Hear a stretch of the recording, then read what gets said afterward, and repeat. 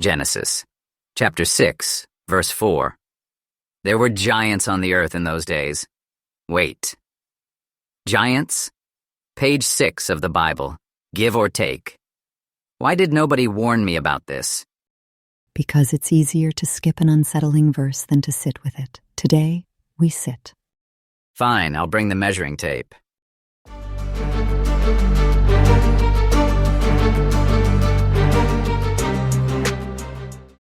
Welcome to Vale and Broc.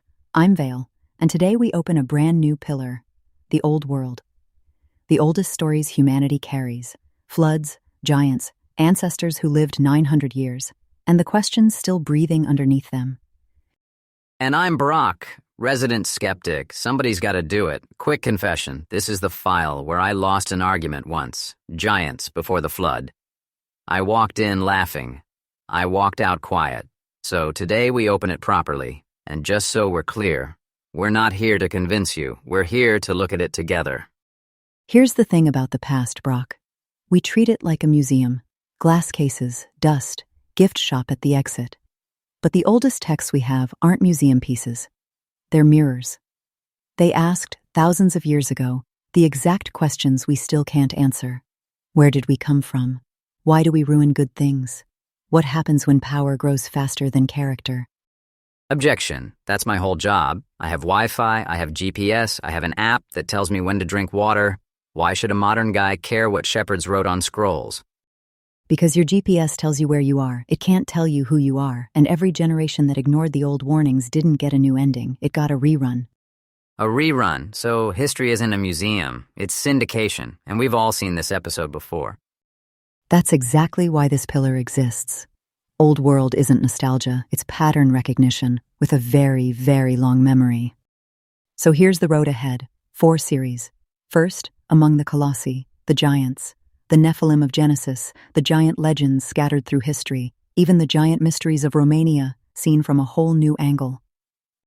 Wait, Romania has giant mysteries. I thought Romania was castles, vampires, and suspiciously fast internet. Oh, it has files of its own. We'll get there. Then, Series 2, Key Moments in Human History.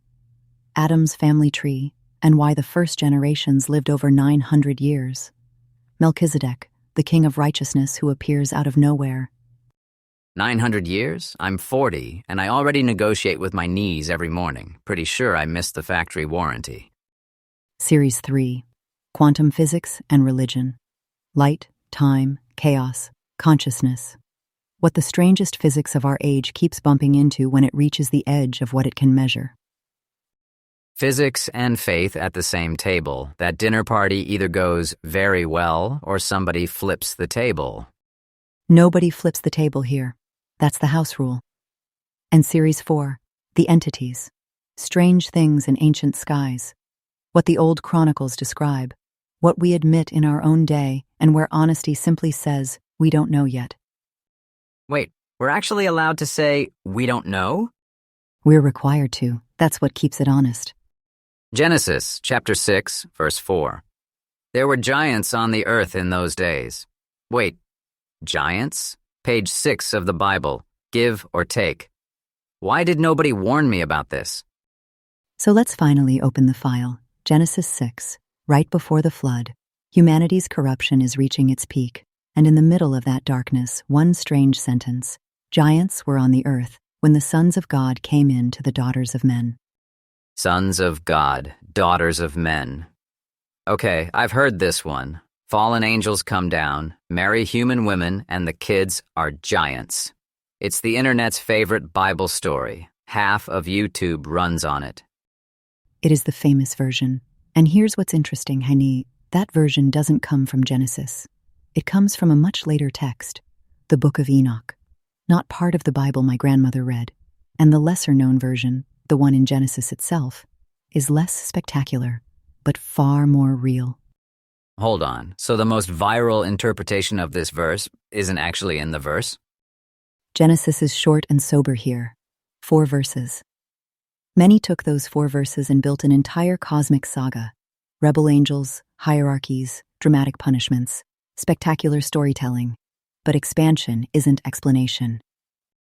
Okay, but I'll be honest. The angel version is better. It has everything. Forbidden love, hybrid giants, a cosmic war. The other version is what? A family drama? Feel that pull? That's the real question of this episode. Why do we prefer the supernatural explanation? Here's the uncomfortable answer. Because if fallen angels made the giants, then humanity was just a victim. The flood becomes a response to a cosmic invasion, not to human choices. The angel version is thrilling, Broc. It's also very convenient. It takes us off the hook.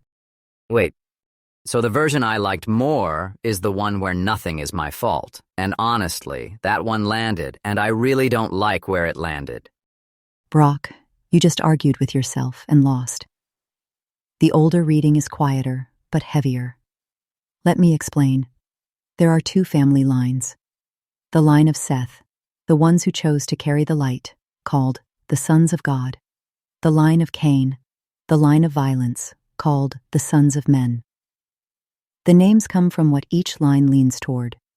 One toward God, the other toward matter.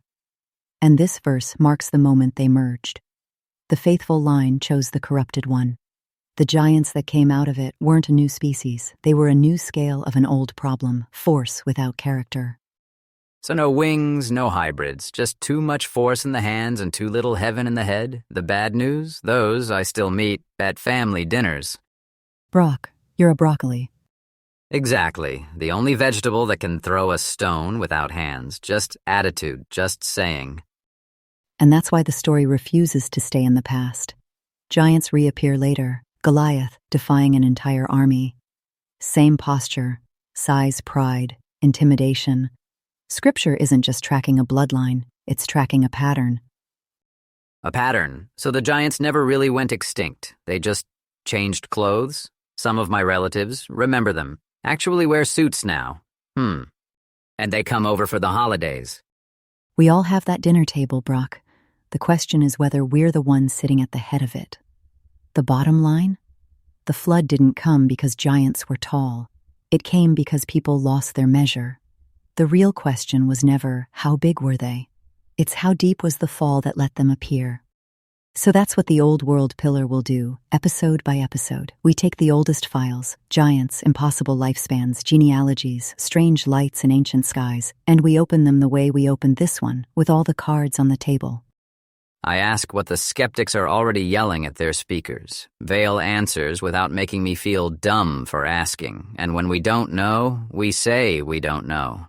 Apparently that's rare. We're keeping it. Some topics will be heavier than others, and when they are, we'll slow down and tell you. You take what resonates, you leave what doesn't. The Nephilim were never a mystery about how tall men can grow. They're a warning about how far we can fall. If this flipped something in your head, the comments are open, and yes, I read the skeptical ones first. Tell us, which version had you? The fallen angels or the humans? The full written article is on InsideOut7.blog, link in the show notes. Next, the giants, between myth and reality. This door stays open. This was Vale and Broc. The old world isn't behind us. Look around.